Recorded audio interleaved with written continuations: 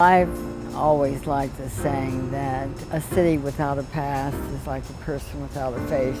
How do you know where you're going if you don't know where you've been? It's like, starting over. But why start over? You don't have to. You can really, this is 1908, 1909. This is like time in a bottle. Miami does have roots. People often talk about what a young city we are and there's not a lot of history, but we do have history. It just has to be rediscovered and learned about, and I think bringing this property, refreshing it, if you will allow people the opportunity to appreciate old Miami. This was a working river. After all, the beginning of the cruise ships in Miami begins when Flagler was running these steamboats from the mouth of the river down to the Florida Keys and the Bahamas and even Cuba. And that begins in 1897. So the area around the mouth was already a working river. There were boat yards on both sides. There was a foundry on the south side in that neighborhood. These buildings are part of the earliest period of Miami. And I guess that was my first taste of attempted older structures being developed. This was one of the very rewarding things when you have a building like this and use it for people to visit. They admire it and are so pleased to see that they can be a part of an early period. The windows were always open at nighttime, praying for the breezes. Fans were always going, before air conditioning. Those were elements of the early Miami. And this neighborhood and this house personifies all of that. And they're still here. The hurricane of 26 came through and it came right through downtown, which means it came past here. And of course, Hurricane Andrew and many others in between, many others in between. I'm amazed, I really am. People would call this a Florida cracker house. You got an open porch, people socialized on this porch, which was great. It was too hot inside sometimes. You came out of the porch at night, didn't have television, so you came out here and you socialized. This is the way America was, period. Wherever you went in America, at least during the good weather months. So you had that. Dade County Pine is ours. This is what we would call a framed vernacular house. It doesn't have a particular style or genre of style, but it's very functional. And you're taking fabric and material that's indigenous to the area, again, the stone and the wood, right to the area itself. And you're looking out over the river. This is amazing. Oh, it gives you a sense of place. It's like, this is the way it used to be. This is how people live. This is where they live. See, we're all going to pass away, but some of these great buildings are going to be here well after we're gone, and you can get a sense of how things were. When I learned that Ever had bought this, I was just thrilled, knowing her track record. And she was in a much more challenged area. This is right near downtown. She cut her teeth in an area that was really blighted.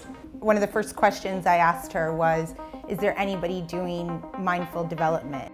That it's not just about a building, it's about the story.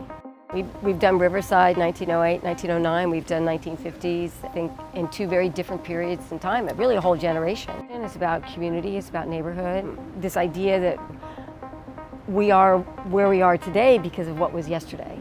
So I think it's very important for all communities to have that sort of groundedness. I think the younger people are really thoughtful and they do value this. I think they get it. They're hungry for this. They want the connection. This is a connection. They want authenticity, and you can't create that.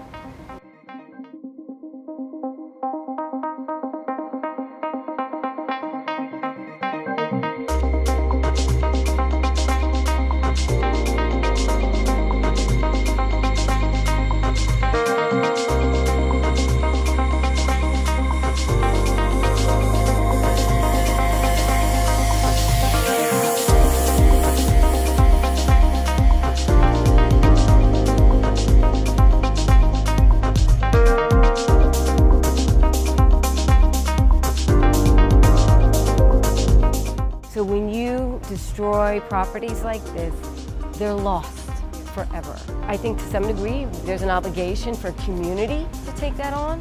Thankfully, we have partners that are trusting us to make good decisions. Preservation is about reliving it.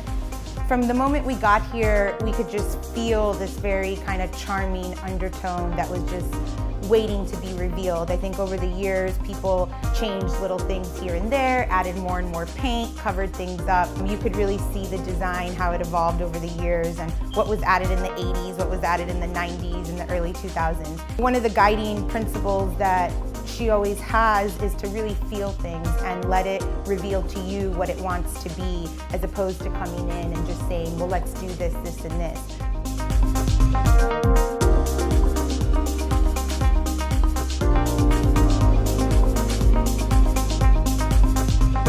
When we started the restoration work, we tented for termites, leaky windows, and leaky roofs.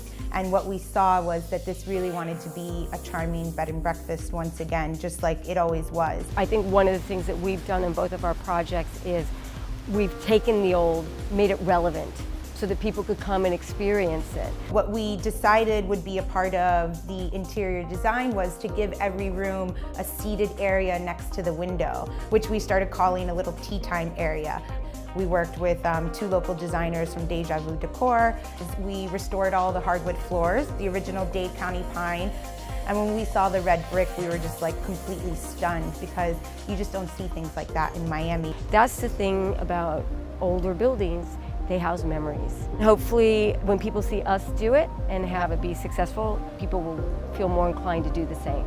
I think that this will be another moment, and will give people another reason to celebrate preservation and the history of Miami.